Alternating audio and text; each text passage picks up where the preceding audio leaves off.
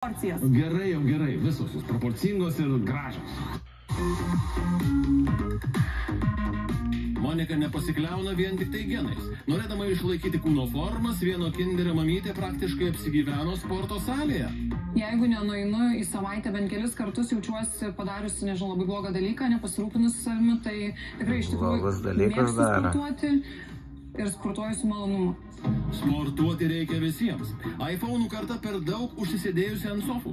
Anksčiau galvojau, kad sportas yra lygų gražios kūno formos, bet šiai dienai puikiai suprantu, kad man tai duoda labai daug vidinės tokios ramybės, psichologinė būsena labai gerina, pavyksta visas blogas mintis nustumti į šalį, tai aš užsidedu ausinukus, pasileidžiu gerą muziką. Be to, treneriai Ilana mato ir aplinkinių žvilgsniukus. Šiaulių bachūrai, o ne kitą salėj akimryja. Tikriausiai Monika nesupyks. Kai grįžo po COVID, matyt, buvom tokie visi uždaryti. Tiesiog matau, žmogus yra toks gražus, tokia jinai graži, nuostabi. Ir ji visa tokia, susikauščiusi. Nes, aišku, salėje dėmesys. Tada, kai grįžo, matyt, po to ilgo laiko, kai visi vienas kito nematėm, tai gavosi taip, kad, tikrai tas dėmesys padvigubintas. Ir turbūt tai trikdo sportui, ar ne? Manau, kad taip, nes aš ją mačiau ir aš jai sakau, tu tik tai man galvą iškelk į viršų ir pirmin, nunešk, sakau, tą hantelį, padėk ten į vietą. Na, bet sugrįžkime prie sporto. Monikos trenerė pademonstruos, kaip namų sąlygomis galima užsipumpuoti per sikiuką užpakaliuką. Pratimas, kurį galima atlikti ir namų sąlygom, taip? Atlikti namuose, bet iš karto noriu visoms moterims žinutę.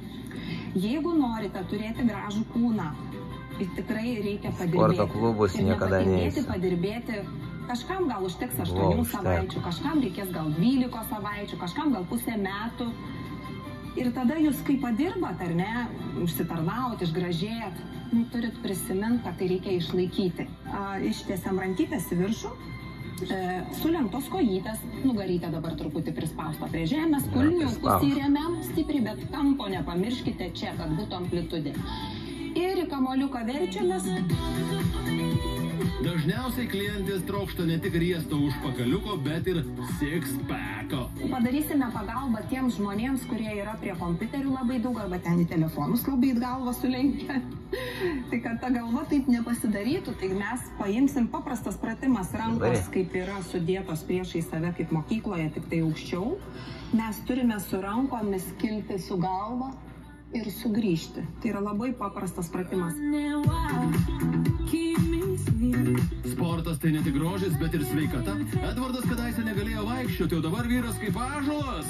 Aš susilaužiau stuburą, nerdamas į baseiną. Vien kilnuot geležis ir daryt pritupimus nepakanka. Monikita nevalgo jokių pyragiukų. Aišku, pas mane racione labai mažai yra visokie McDonald'ai, junk foodas, nebent, tam tikrais moteriškais momentais. Saldumynų irgi nelabai valgo. Tai ką valgote, atsiprašau, pavyzdžiui, pietums? Pietums, vištieną, jautieną galima valgyti, galima salotas valgyti. Ką labai mėgstu, vakar tarp kitko valgiam su vaiku, tai keptas bulves su kefyriuku. Pradėti sportuoti niekad nevėlu. Galvokite apie savo sveikatą.